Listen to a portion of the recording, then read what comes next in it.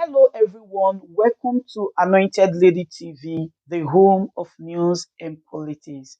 If it is your first time in this channel, you are highly welcome. Thank you so much for stopping by. And if you like what we do on this channel, hit on the subscribe button. Also put on the notification bell so you'll be notified by YouTube anytime we drop a new video. And if you are returning subscribers, thank you very much for always coming back to watch our videos. On this platform, we drop videos every day and we react to every video that come our way. And on this very video, I will be watching with you. And after watching, let's go to the comment section and drop our opinion constructively. Like our videos and also share our videos if possible. See you next time in my next video. Corruption situation in the country seems to be deteriorating or climbing, rather, shooting beyond the skies now. The second most corrupt country in West Africa. That is not a good indices at all. What do you say? Absolutely, it's not a good indices. No Nigerian, no patriotic Nigerian will be happy with this kind of corruption situation in Nigeria that has undermined development, that has exposed Nigerians to vulnerability of insecurity, the outright looting and stealing that public officials are embarking on, and the pretense of fighting corruption is all what is playing out. So if Nigeria wants rating of corruption to improve, definitely we must be more serious about the issues of fight against corruption. Political corruption has become and remain major fundamental problems where corruption strive. The contract procurement, which corruption also found its way, continue to be at the high increase.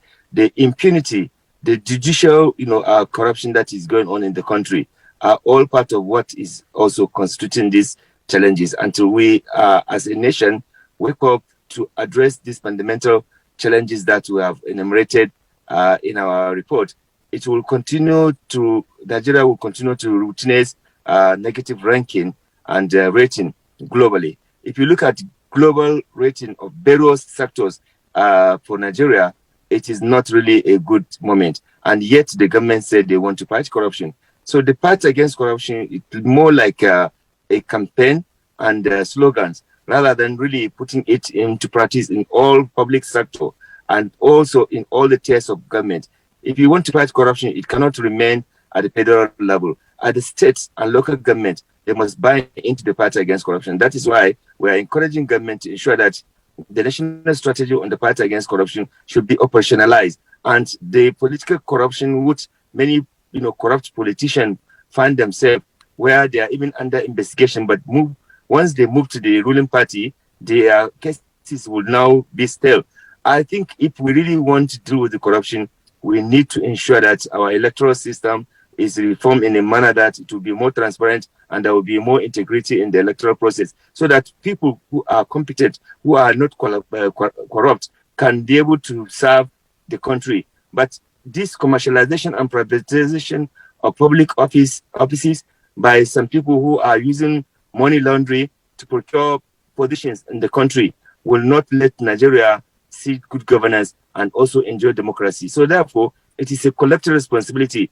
The Transparency International and CISLAC is not assessing the anti-corruption work of the government. Neither are we assessing the performance of EFCC or ICPC or Code of Conduct or any anti-corruption agency in Nigeria. We are looking at public sector corruption, where Nigerians are facing corruption. When you want to get passport, when you want to get driving license, when you want to get admission, when you want to get job, you must pay bribe. This is the reality we are facing in Nigeria. And for any public official that will come and dismiss this, it means that he or she is also an enabler of corruption or is enjoying the looting which is going on in the country. So therefore, as a responsible citizens, we have our role to play and ensure that we support sincere effort of government to really fight corruption, not these slogans and deception that people are doing in the name of fighting corruption. What you're saying, in effect, is that you've not necessarily judged the government, itself in the war against corruption. Well, in response to this assessment, the same assessment last year, the government actually asked if CISLAC, Transparency International, were actually looking at the reforms being carried out, by the government. Use of, I mean, what's it called again? Ease of doing business and all other reforms. Are you saying that those in themselves are not working? What is the best way that this government can fight corruption in a way that TI can change its assessment for the better? It's not just the TI, the Nigerians, how Nigerians are receiving corruption. Look, if government want to fight corruption, Nigerians must see improvement in the security, must see improvement in the public sector services. A situation whereby everything you have to pay bribe in this country is very frustrating, and it undermines quality, effectiveness, fairness, and honesty. So the fight against corruption, it is not about just TI ranking. No, it is about making Nigeria to work for everybody. It is about ensuring that there's a system. It is about following the due process. It is about ensuring that corruption and corrupt people are not having their way in the country.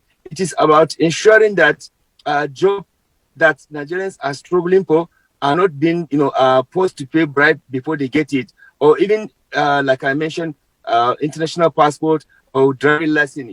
These are the things that Nigerians are going through. Extortion by the police on the road and even in the police station. It has to stop for all this system or this rating to change. If the government did not take this report serious and they continue to mock Nigerians for saying that this is not something that they should worry about, it means that they are those who are saying that they are enjoying and benefiting from the corruption that is going on. Nigerians are already, suffering from this corruption, and for any public official who is enjoying the loot, who is enjoying the bad governance as a result of corruption, and for him to come up or her to come and say that this is not anything to go about, I think that person has to rethink very well, because you are actually mocking Nigerians who are suffering as a result of corruption that led and made them more vulnerable to insecurity, to maladministration, to all sorts of crises that we find ourselves. So we are not rating government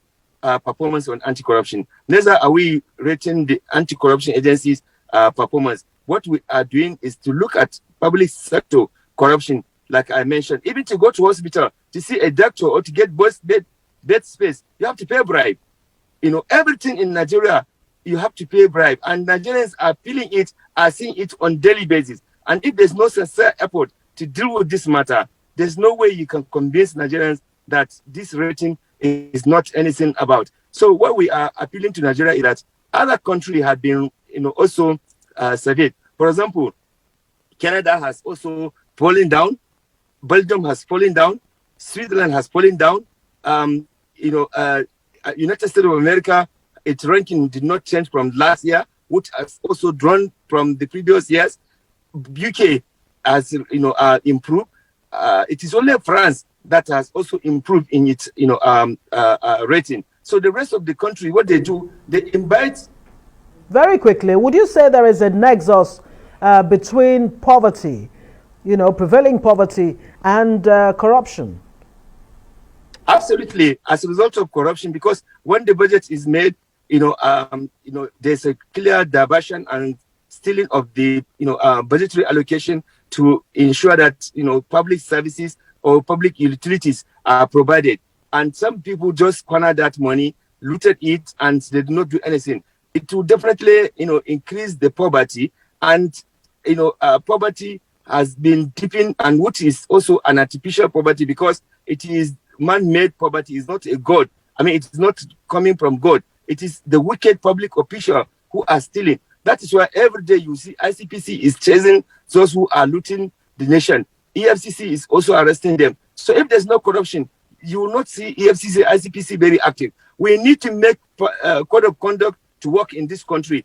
Code of conduct, must be allowed to operationalize and work, because it is always through that we will see what you have as a public official. And if there's no data or information about the asset that we declare, which some of them they don't even declare, they do false declaration, so that they, in anticipation, they want to steal more money. So we need to make sure that public code of conduct works in this country. Point very well made. Awa Rafsanjani is Executive Director, Civil Society Legislative Advocacy Center. Thank you.